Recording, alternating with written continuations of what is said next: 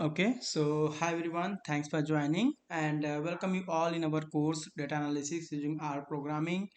And today we are on session 12 and we will discuss little bit details about how to read the data, what the topic left in our previous session.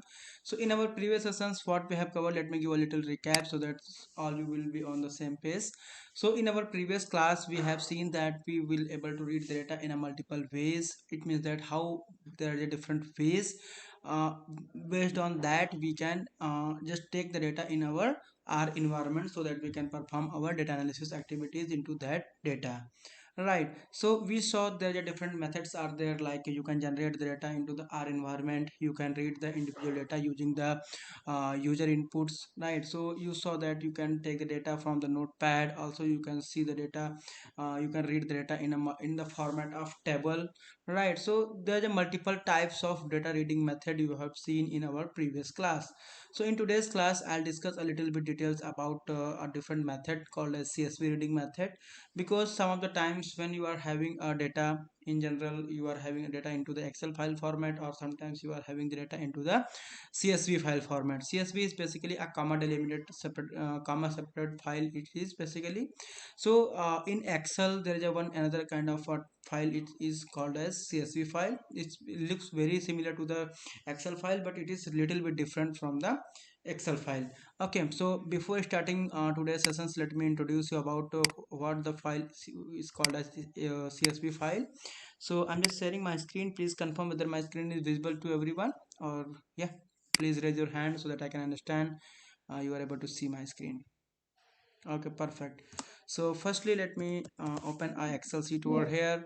So like for example, this is the Excel sheet we do have in general, right? So whatever that file it will create. So like for example, if I create a data over here like ID, like name, like gender, maybe age. Okay, so this is the simple called as the variable names, and the simple first row will be treated as a variable names, and whatever the values will be inside it, like for example 101, names may be ABC, gender may be male, age may be 23.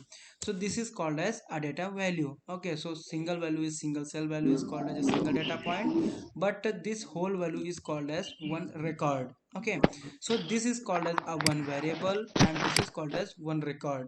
Bahu, please mute yourself so that everyone can able to hear me. Okay, perfect. So like for example, if you save this particular file, so if you save particular this file, then it will create a file extension which is called as um, .xlsx file. You can see here it is showing me multiple methods, like you can save this as a Excel workbook. Okay, this can be saved as a Excel workbook. This can be saved as a CSV UTF 8 file format. You can save this as a comment separated values, comment separated values, CSV Macintosh values, CSV MS-DOS values. You can save this particular file in multiple ways. But let's suppose I wanted to save this file into the Excel workbook file format, so it will save in this way, and you can rename it, or maybe you can keep it in this way. Like for example, let me save this in your batch only, and here trial, right? Okay, so if I will store this particular file as a trial file format. Okay, and let me open that particular file, and you can see over here, like see, this is called as Excel file. Okay, so if I'll show you the file extension for this particular file, then this file extension will be visible to you .xlsx. Okay, so this is the xlsx file format. Bafo, please mute yourself as your voice is coming too loud, and please mute yourself until if there is no question. Please mute yourself so that everyone can able to hear properly. Yeah, thank you so much. Yeah, perfect. So like for example, you are seeing that this file is called as xlsx file. Okay, this is called as Excel file format. So it means that sometimes you are having the data in the file of Excel. Okay, sometimes similarly, like what the current file you are seeing, this is simply a Excel file. Okay, sometimes you are having the data in a CSV file format. Okay, how the CSV will look like, let me show you. CSV file is almost look like very similar to the file what you are seeing currently in Excel file format. Okay, Okay, CSV file is very similar to file format. Okay, there's a but different, there's a different kind of the purpose, and there is a different kind of storage medium it is basically using. That is why CSV file is a little bit different into the Excel file format. Okay, how it is different, let me show you. So if I will click over here, save, and it events I will save this one. Okay, then it will give me the option like here multiple options are coming like a CSV comma delimited. So I will select over here comma delimited, so my file will automatically be saved in the comma delimited file format. Okay, so if I will save it, now it is giving me warning message. What warning message it is giving me? Possible data loss. Some feature might be lost if you save this workbook in the comma delimited file format. To preserve these feature, save into the Excel file format. Okay, so what basically this warning meant? Okay, so this warning meant that since Excel file format, in the general Excel file format, you can apply multiple types of layouts. Okay, multiple types of formats. Okay, but all those formats will not be workable, I can say, into the CSV file format. Okay, Baba, please mute yourself until you do not have any question. Please mute yourself.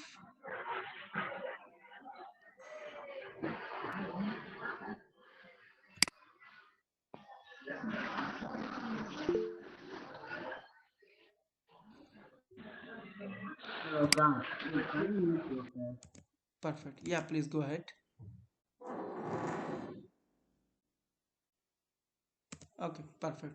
So see here, so this is called as a CSV file format. Okay, so in this CSV file format, there is a no format is being applied. Okay, so that is the very good feature of this particular file format, is because this data is not having any specific kind of format. So when you are reading this particular data into any of the statistical analysis software, so the data will not be loose. Okay, because this is not coming with any kind of format, so it will not take any special way of handling the data into the any of the statistical analysis software. That is why CSV file format is a very nice software to handle the data. Okay, when you are just taking the data from outside to the R environment, so you save this particular file into the into your repository. Okay, so let me tell you what the ways are there how you can read the data using this particular CSV file format. Okay, so if you remember in our previous class, I taught you about one very good thing, which is called as setting a working directory. Okay, setting a working directory. So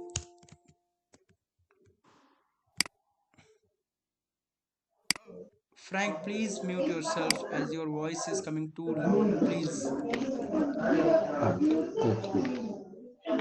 yeah, only listen until you are not having any questions. Please mute yourself. Perfect. Thank you so much. Yeah. Okay. So in our previous class, I taught you about working directory, how to get the working directory. So there is a function called as getWD. Based on that, you will get the working directory. So right now, this working directory is coming like in this way, C user, and this is the location where my current R system is working. But I want my R system into the location which is kind of into this particular location. Okay. So what I will do, I will set the working directory. So that I just to setting the working directory, what I need to do, I need to apply the setwd command, and into the setwd command, this type of backslash is coming. So I should to make into the forward slash. Okay, this is important. Why this is important? Maybe in our coming classes, I will tell you about there is a one specific type of characters are there which is called as escape sequencing. Okay, so I will tell you about that, why we are not making these things in the reverse way. Okay, why we are making all those things in this way. Okay, so this concept will be clear in our coming classes. Now I just change the location. Okay, so my R system will be work into this particular location. So now questions should come into your mind, why we are changing the working directory. Okay, so again I will answer the same thing. Okay, so like in our previous class, I tell you about a very good point, like when you are having a working directory set into a particular folder, so whatever the output, whatever the data, whatever the kind of files are being created, everything will be in the same folder. Okay, where the location you are giving. Okay, so if you are not giving the proper location, then you need to set every time file location. Okay, so that it can take the file from there. But right now, since I sets up a location at a particular place, okay, particular folder I is being set as a working working directory. So whatever the data is being stored over there, I can directly pick that data in our R environment. So for that purpose, we are just setting the working directory. Okay, so now what are the different commands are there? Based on that, I can read the CSV file data. Okay, so CSV file reading. So like in our previous method, what the method we have learned, so let me give a little recap. So scan function we read, and we read a very good function called as read dot table. Okay, so both are the functions which can read the data values in the tabular format as well. Okay, so the problem is that with the scan function and the read dot table method is that it both are reading the file from the which are the file is in the form of scan txt file format. Okay, so txt file format can be read by the function called scan and read dot table method. Now what the problem is, because now you are having a data into the csv files, then these two methods will not be work anymore to support this support to read this particular data into your R environment. Okay, so just to solve that particular issue, okay, so what the method we will learn over here, which is called as csv reading method. Csv reading method. So after some time you will see that there is just so many types of functions we will learn. Okay, those methods will be used for different purpose, like how to read the excel file, how to read the image data, how to scrap the data from websites, how to connect this particular system to the database system, so that I can directly interact and write the queries and do the analysis onto the big data part. Okay, so these things we will cover in our coming sessions. Okay, so how to read the csv file format? So there is a command called read.csv. Okay, read.csv. So there are two types of commands are there.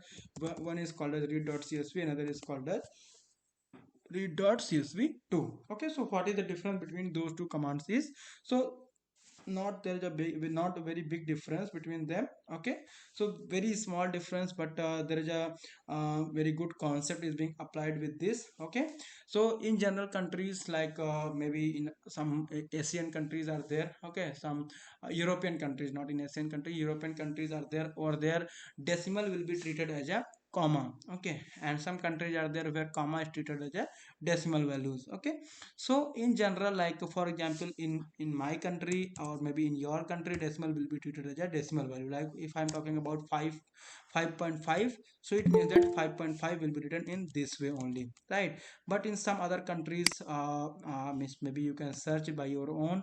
Okay, so countries are there where 5.5 is written in this way, 5 comma 5. Okay, so just to save this and just to save ourselves with the risk of not able to read the data properly, we do have two commands. One is called as read.csv, which is just taking the decimal value as decimal. Okay, like we have a parameter called decimal, and we need to specify here decimal is equal to dot. Okay, and similarly, if you are having decimal and you need to specify decimal value like in this way, it means that the countries where we are treating this value as a decimal value, then we need to specify this as a decimal value, right? So read.csv command and all those things will almost be similar to the file dot read.table methods. Okay, so first parameter is file parameter. Okay, so here we need to pass the file name along with their syntax. Okay, along with their file extension, like we are reading the csv file, then the file extension will be .csv. Similarly, here we will read header. Okay, header will be true or false. Okay, so if you remember in our yesterday's class, we discussed about true and false. Header is equal to true and false part. So if you specify header is equal to true, then the first row will be treated as a variable name. If you specify header is equal to false, then first row will be, the variable name will be treated as a first row, and this will be treated as a values of the data. Right, now the third parameter is separator. Okay, separator you need to specify over here. So into this separator, and two parameters are we need to specify in a very clear way. Okay, so here if you are having a separator decimal in this way, decimal is equal to dot. Okay, at that time you need to specify over here decimal is equal to comma. Okay, so decimal is equal to comma. And the same thing if you specify in the decimal read.csv2. Let me copy this parameter over here. Now you need to specify separator is equal to this comma, semi comma, and a decimal is equal to this comma. Okay, but if it is not kind of in your country, if kind of the decimal will be treated as a decimal point. Okay, so no need to worry about the difference between those two commands. Okay, there is no difference even though existing between those two things. Okay, there is only a very slight difference is existing into those two commands. In general, we will not able to face any big situation about this. Okay, so now let me call one by one and read the data using these two functions. Okay, so yeah, so let me show you what the data I wanted to read. So let me show you, like for example, here we are having the data in this way. Okay, so here we are having the data like item, name, price, quantity. Okay, so this is the data set we are having in our Excel file. Okay, so now I saved this Excel file into the CSV file format. So right now what the data you are seeing, this data is in the CSV file format. Now I wanted to read this particular data into our R software so that I can perform our analysis into R software. Okay, so what I will do here, so I will just call this particular file into our R environment. Okay, so what I will do, I will just take the name from here and let me apply this.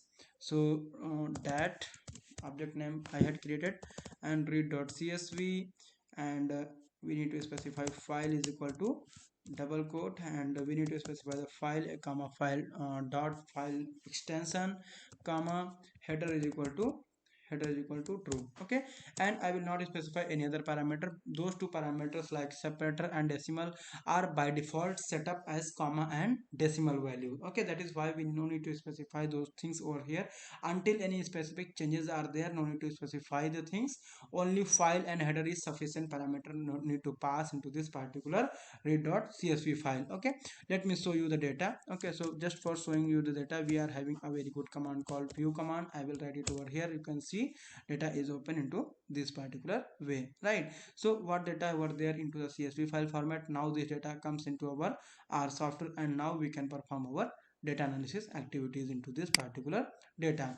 Similarly, so I can apply the same command like read.csv2 with this. Okay, so let me show you how I will what the parameter I will change. So I will change nothing. Okay, so I will show you that those two commands are exactly same if we are having a proper naming conventions, like for example decimal will be treated as a decimal, then no need to specify any other things over here. So I will specify read.csv and this csv file comma header is equal to true. Okay, so in that, in both way you can see that same data and same way the data will be read. Okay, see here, see this is coming in this way. Okay, now what is the change you are observing? Since you are seeing that what the file you are having, you need to specify the separator part over here. Okay, because right now this csv file you are reading with the csv2 file, and as I told, will be treated as a different way. Okay, so what is the difference is there, you need to specify over here separator. Okay, so I will specify the separator over here, right? So not in this way, yeah, this way, and you need to specify in this way, right? So here separator need to specify as a comma. Okay, then I will specify this that is equal to this, then all data will be read in this way. Okay, so I hope it is clear to you, but for sure I wanted to just see is this concept is clear to everyone or not. Please raise your hand if you are clear with this particular concept. How, what is the difference between read.csv and read.csv2 you observed? Okay, perfect, thank you, Luis. Anyone else? Should I repeat this concept again? Okay, maybe I will repeat it, no problem at all. Okay, so as I told, Yes, please. yeah, read.csv and read.csv2 both are very similar kind of data reading method. Okay, so into the read.csv and read.csv2, the only difference is related to their separator and decimal parameters. Okay, so like for example into the read.csv method, the by default set parameter is separator is equal to comma and decimal is equal to dot. Okay, and into the read.csv2 file format, the default set parameter is semi comma as a separator, and decimal is equal to comma. Okay, so as I told in our few minutes back, the difference is existing. Why? because some countries decimal will be treated as a comma values, and some countries comma will be treated as a decimal values. Okay, so just to mitigate that particular risk, so why what we are doing here, we are changing the parameter values. So like for example, into the read.csv2 we are applying the decimal is equal to this,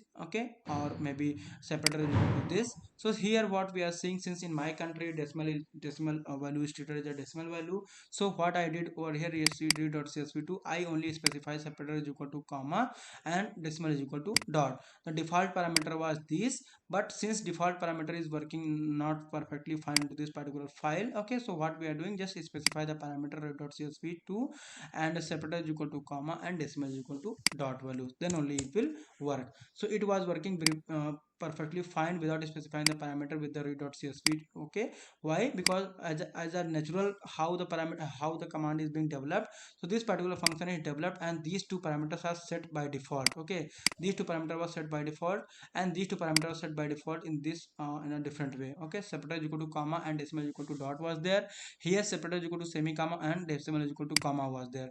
But in my file, what is the default parameter are there? In my file, separator is equal to comma and decimal is equal to dot was there. So when I will not specify those things over here, so what type of output it is showing? It is giving you the output in a one line only. Okay, one variable, one comma banana comma 50 comma 12. Okay, it is not understanding that what is the separator. So I need to specify the separator over here, because default separator is semi comma, but in this file format the default separator is comma only. Okay, so I need to specify this thing. So I specify separator is equal to comma over here, no need to specify this particular part. Okay, this part is not that much needed. Okay, this will work perfectly fine with the separator parameter only. Okay, so now I hope it is clear to everyone.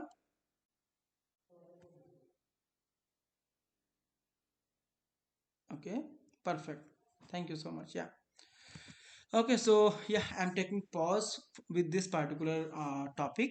Okay, so we saw there are different methods are there how we will read the data. Okay, so just for our work, like whatever the next work we are going to perform. Okay, what the next class we are covering. Okay, so before that, we have whatever the requirement was there, we have learned those methods. In general, whenever we are going for the data analysis activities, you are reading the data using those such methods. Okay, apart from that, there is a different package are there. Okay, so package name is called as read excel package is there, and reader package is there, read our package is there, right? So these two packages are there. Based on that, we can read the data very efficiently from the excel as well. Okay, but these two commands, these two package we will explore in our advanced R programming classes. Okay, maybe after 3-4 sessions, when we will start with our advanced computing part, at the time I will tell you more these packages in a much more details. Okay, so what we are covering over here, this is just a basic, what are the basic functionalities are there into the R software just to read the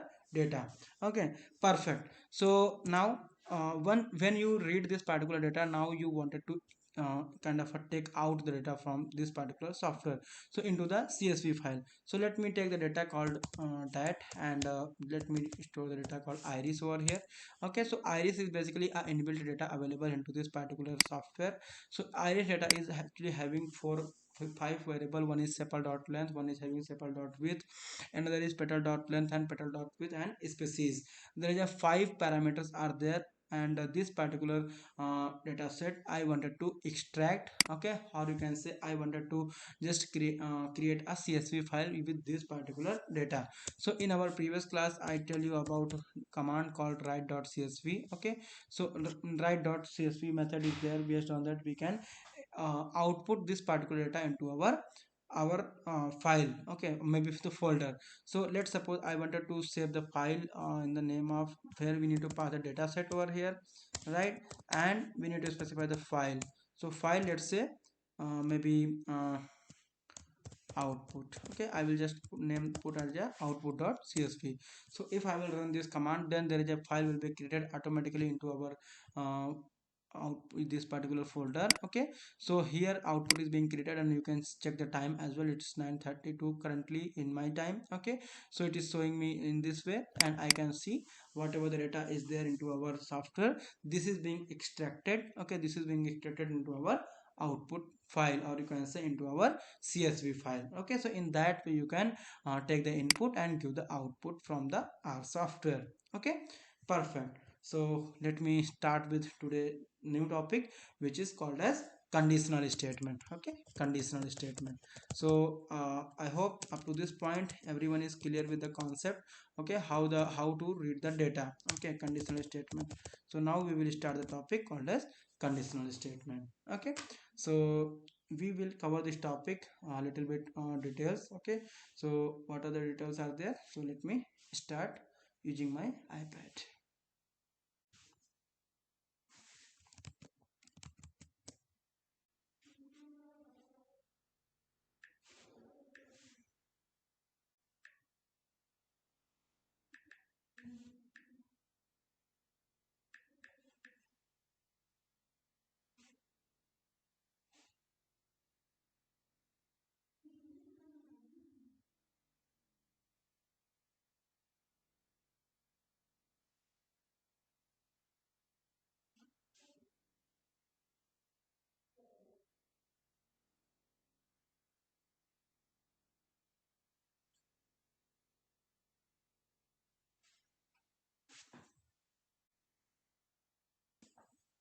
Okay, so I was just talking about the conditional statements. Okay, so I'm just sharing my screen and writing you some statements. Okay, so like for example, when you are just doing going through an examination. Okay, examination. So in the examination hall, or maybe see once your copy is being submitted, teacher is just checking the copies, and it is assigning me the minimal marks. Like for example, in the 100 marks out of 100, there will be required that 34 or maybe 35 marks are there. If those marks will be there, then only you will consider as a passed. Okay, so this is called as conditional statements. So over here the condition is that you will only pass the examination when you are having more than 35 marks. Okay, so until you are not having 35 marks, you will not pass this particular examination, right? So now, so similarly you are having like if you are having Sunday, if you are Sunday, then you will go for movie. Okay, then you will go for movie. So what basically this statement is telling you, that there is a condition. The condition is that when you are having a day is Sunday, then only you will go for the movie. Okay, similarly, if food is uh, rich in protein, I will eat. I will eat. Okay. So these are the statements what I am writing over here. Similarly, my age greater than 18, I will vote. Okay. Similarly, age, or maybe like for example, if you are having uh, salary, okay, salary greater than 50,000, okay, then you will do saving. Okay, you will do saving, right? So these are the statements what I am writing over here. So these statements is basically telling you about a condition. Okay, these statements is basically telling you about a condition, and if the condition is satisfying, then only you are going for a outcome. Okay, or you can say you are getting a outcome. Okay, so like for example, in this particular, until you are not having 35 examination, you will not pass this particular examination. Similarly, if the day is not Sunday, okay, then you will not go for the movie. But if the day is Sunday, then you will go for the movie. Similarly, if the food is rich in protein, then only you will intake it. Otherwise, you will not take this particular food. Similarly, if the age is greater than 18 years, then only you will able to cast your vote. Otherwise, you will not able to cast your vote. Okay, so salary is 50K, then saving. So here, what is basically happening? So there is a one assertion, and if this particular assertion, or you can say a condition is there, if a particular condition is meeting, then only you are getting some output. Okay, otherwise you are not getting that particular output. So this type of statement is called as conditional statement. Okay, this type of statement is basically called as conditional statement. Okay, so let me show you the flow chart, how the conditional statement is basically flowing, and what are the different types of conditional statements are there. Okay, according to that I will use the R program to code those particular types of conditional statements. Okay, so firstly, like this is basically called as start. Okay, so this is start. So after starting the things, you will move ahead. For this you will take some input over here. Okay, input process. Okay, you will do some input and process over here, and after that you will go for conditional. Okay, so condition is being tested into this particular specific type of symbol which is called as diamond. Okay, and this is just a conditional box. Okay, this is just a conditional box, right? So here you are just using the particular condition. Okay, so you will apply the condition. So if the condition is true, okay, then this program will flow in this way, and if the condition is not true, then the program will flow in this way. Okay, so if the program will flow in this way, okay, then it will go and perform some different kind of output. Okay, some different kind of operation, right? And if the program, if the condition is not true, then it will move ahead into this way, and it will perform some different type of operation. Okay, and once the operation will be done, then it will have some output. Okay, then it will have some output.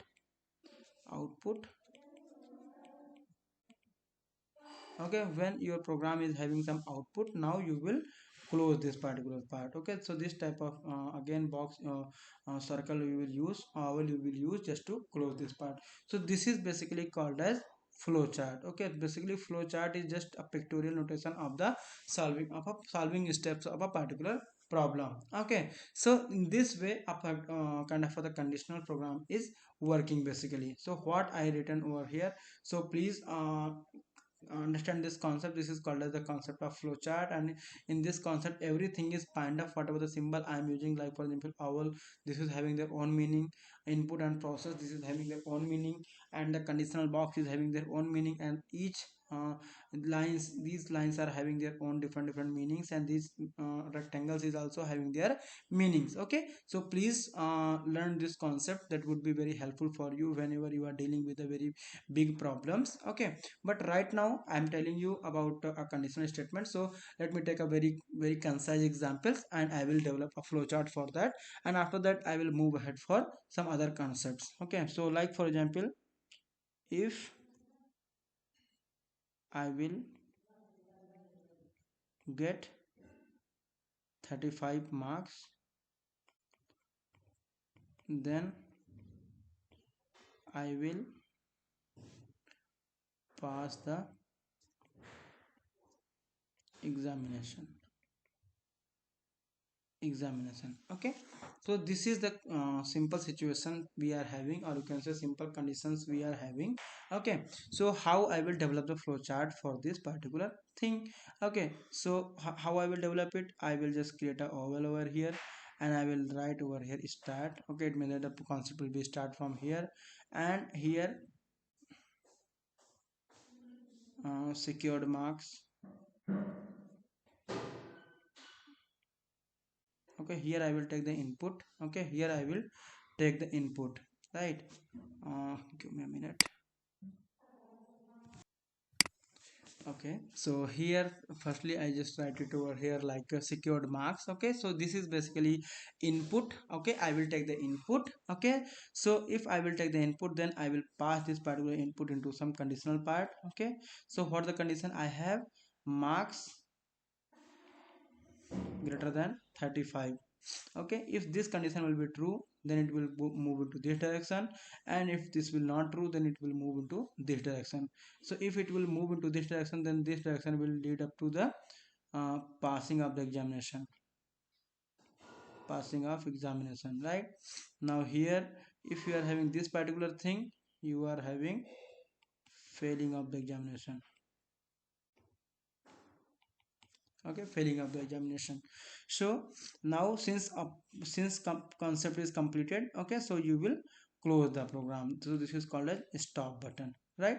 So this is called as stop button. So here you are seeing that a particular problem is being solved. Okay, so what the steps you need to perform for solving this particular problem is, firstly you will ask the question, ask the how many marks this particular person is getting. Now you will check the condition. If the condition is right, then you will move into this direction, and if the condition is not true, then you will move into this direction, and if the condition is true, then the output will be land up to this particular thing, and if condition is not true, then output will lead up to this particular situation. Now we are having our output as well, so we will stop the program. Okay, so this is the flow of a particular program, right? So this is called as single condition statement. So here we are having single conditional statement, single conditional statement. So sometimes we do not have only one conditions around, rather than we are having so many conditions. Okay, so many conditions means, like for example, if marks is greater than 35, okay, or you can say if marks in maybe literature, okay, in marks in literature greater than 35, marks in technical subjects greater than 35, okay, marks in science subject, okay, marks in science subject should be greater than 35. So if these three tests are there performed, and if among these three tests a person is passing, okay, then only this person will be considered as a passed into this particular examination, right? So there are multiple conditions we are having: condition 1, condition 2, condition 3. So this is the situation is called as multiple conditional statements. Okay, so here you are, instead of having only one condition, you need to pass multiple condition. Okay, so like for example, condition 1 and condition 2 and condition 3, right? So if all three conditions are mandatory to meet just for performing a particular output, okay, then you need to separate those particular conditions using and symbol. Okay, and symbol, right? But if you are not mandatory, or any of the particular condition is meeting, then you will apply a or symbol. Okay, this is called as or symbol. This is an and symbol. This means that all the conditions should be true. Okay, this is called as all conditions should be true. Okay, and this is telling you that at least one condition will be true. Okay, if at least one of the condition will be true, then this particular thing will be called as true, and if any of the condition will be not true, then this whole will be called as not true condition, right? So this is called as the concept of multiple conditional statement. Similarly, sometimes you are having a concept called hierarchical conditioning. Okay, hierarchical conditioning,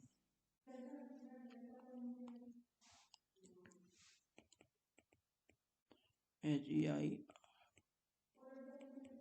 hierarchical condition. Okay, hierarchical condition. So firstly you will have some conditions. Okay, firstly you will have some condition, and once this condition will be met only, then you will move ahead for next condition. Okay, so like for example, if I ask you, if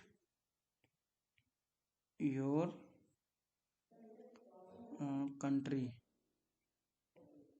is XYZ, then enter into examination. Okay, so firstly you need to prove your identity, and you need to kind of prove that you are from a Indian origin. Okay, or you can say Indian citizen. Then you will perform another kind of job. And now inside it, if in the examination you secured 35 marks, then you will pass the examination, right? So first, here what the first condition you are testing is, you are testing that your country will be XYZ. Okay, so until you are not having the condition, not meeting the condition that you are belonging to a particular country called as XYZ, okay, you will not authorized to kind of attempt the examination. So the first condition is that before attempting any of the questions, okay, you need to prove that you are from Indian origin. So once this particular condition will be satisfied, then you will move ahead for the second condition. So it means that you are seeing a hierarchy. Okay, so hierarchy means first there is a one condition will be tested, and if this condition will be fulfilled, then you will move ahead for the second condition, right? So this is called as hierarchical condition. So hierarchical condition, how we will develop a flow chart for that. Okay, so how we will develop the flow chart for that, let me write the flow chart over here so that concept will be clear in your mind. So when we will go for the programming, okay, that would be very helpful for you to understand, right? So here first thing is that I will enter country name. So what I am doing here, I'm just taking the country name, right? So once the country name will be input, okay, so I will check a condition. Okay, check country is equal to xyz, right? So this is the condition. So if the condition is true and if the condition is false, there are two situations are there. So if the condition is true, then you are having any new condition, right? You are having a new condition, but before entering the new condition, you need to take some input. Okay, what the input you need to take? You need to take the input from the user, that how much marks, how many marks is this particular person is securing. Okay, marks, right? So once marks will be entered, then you will check the condition again, right? So condition it will be that marks greater than 35. So again this will have two things, yes and no, right? Yes and no, right? So if this particular person is securing marks yes, then this person will be pass the examination, otherwise this person will fail the examination, right? And this all will be closed. Okay, and this will give a message that please do not attempt, right? And you are having a stop. So if you are having this, then stop.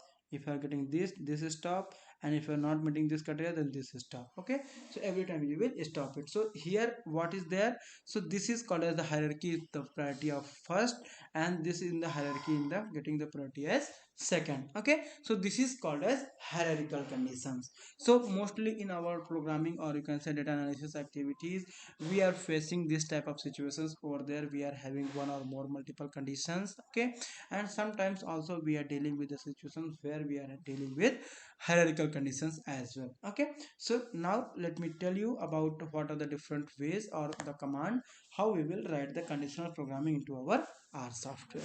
Okay,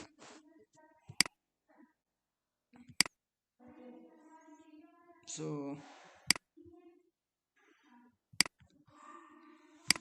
perfect. So let me write the similar program for which I just write the algorithm flowchart. Okay.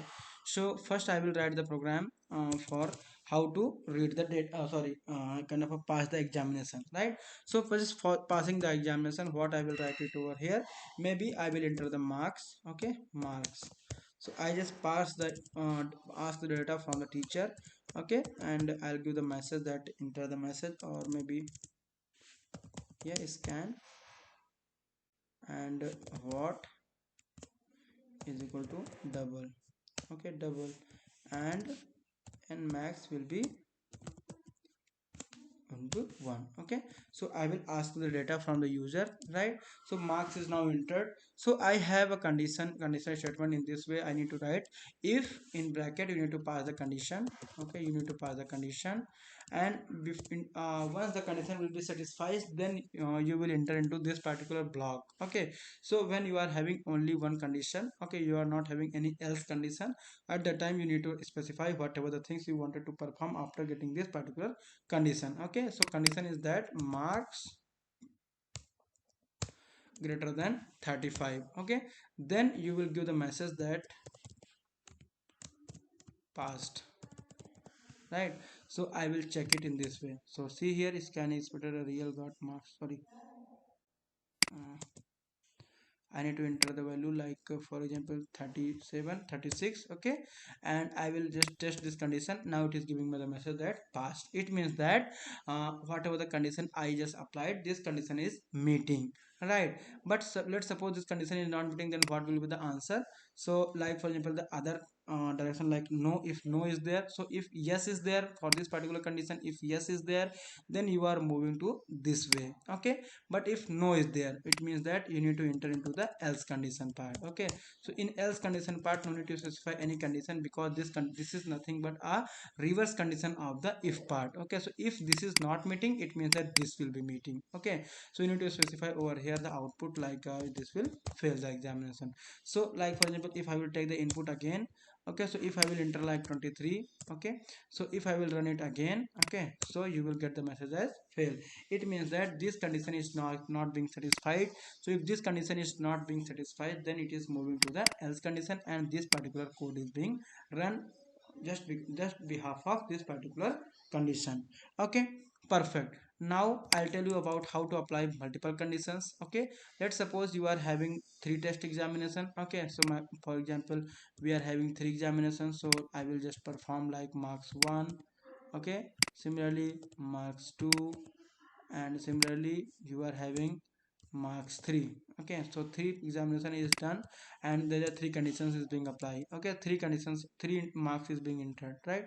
So let's suppose I just took the data and I'll apply the conditions, okay? So how I will apply the multiple conditions? So let's suppose marks 1 greater than 35, okay? Since all three conditions are mandatory to meet, so I will apply and symbol over here.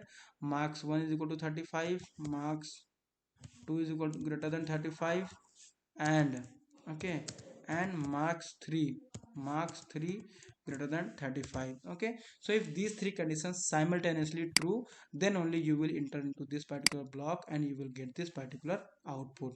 Otherwise it will enter into this and it will give you the output in this way, okay? So let me run this and enter the marks. Let's suppose in subject 1 we get the marks 89, in subject 2, okay, I'll enter, let's suppose I will enter 78, right?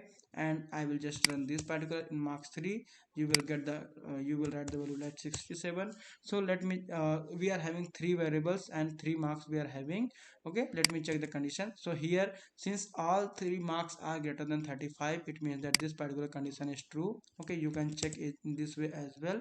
You can see these three conditions are simultaneously true, okay? That is why this is giving me as true. So if it is true, then it will move to this particular block.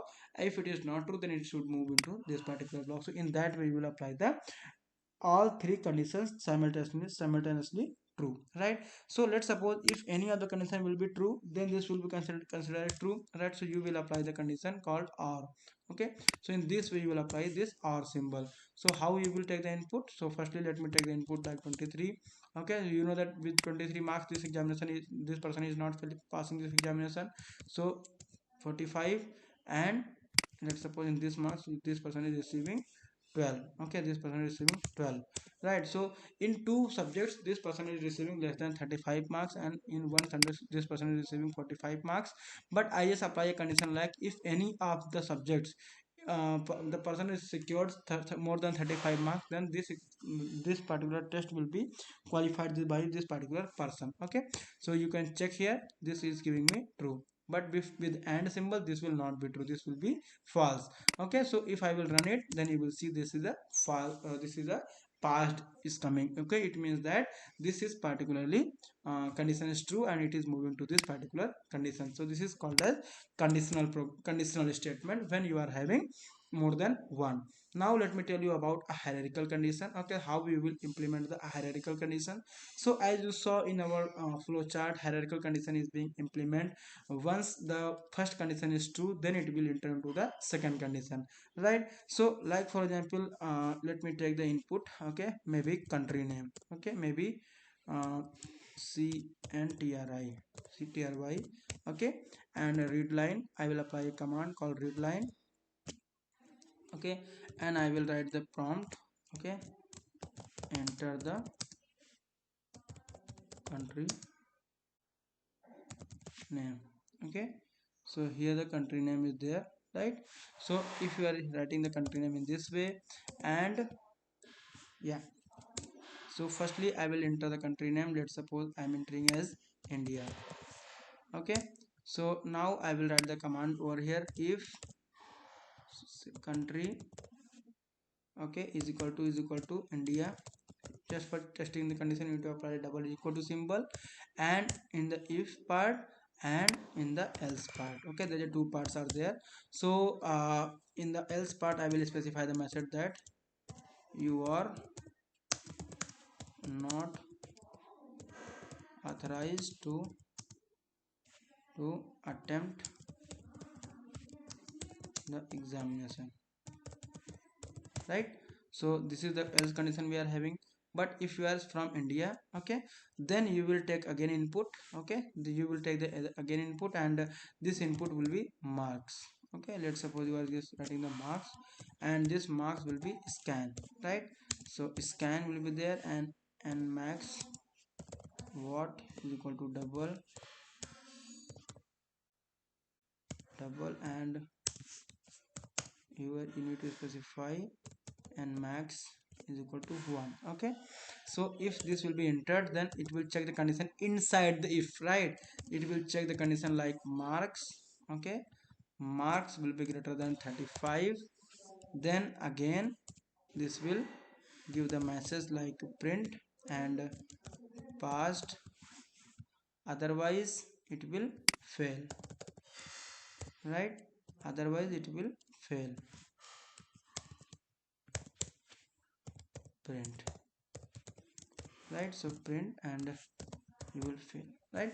So this is called as hierarchical condition. So in this, let me write the code, let me run it and show you different situations. So if I will run it in this way, then it is asking me that enter the marks. So I will enter the 34. Now it is giving the message fail. It means that this is firstly checking this particular condition. This condition is meeting, it is moving to this particular, and this particular condition is not meeting. So this is entering into this particular, and it is giving me the output as fail, right? Let me run it again. So if I will write the country name, okay, so country name maybe I will enter like for example this. Okay, if I will run it, then I will check this way, then it is giving me a message that you are not authorized to attempt the examination. It means that it is just checking the condition that this is not is equal to India. It means that this examination will not be attempted by the particular person.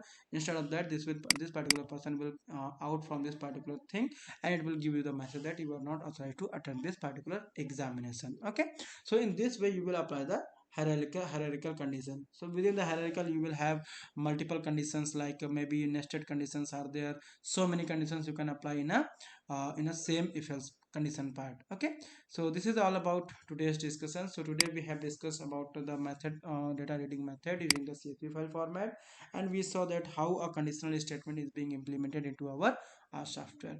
Okay, so I hope it is clear to everyone, and yeah, if anyone have any question or any doubt, maybe we can discuss. Otherwise